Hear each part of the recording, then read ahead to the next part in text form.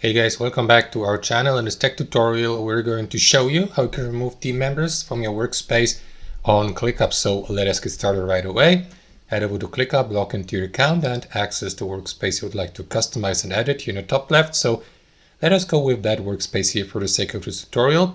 Or you may, for example, create a new workspace if you like. So to manage the member settings inside your workspace, head over to settings here below.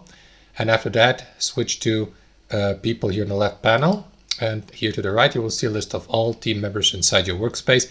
So here you may, for example, assign permissions and roles, like for example make a member a guest or an admin, or add a custom role if you like. But you may also remove the given member, for example if he or she has become inactive and now you'd like to remove the given member. To do that, hover your mouse over the given member, and here to the right you will see these three dots, so click on it and select remove to remove the given user or member from your workspace. And that's basically it, guys. Hope you enjoyed this video, got some value from it, and we'll catch you later.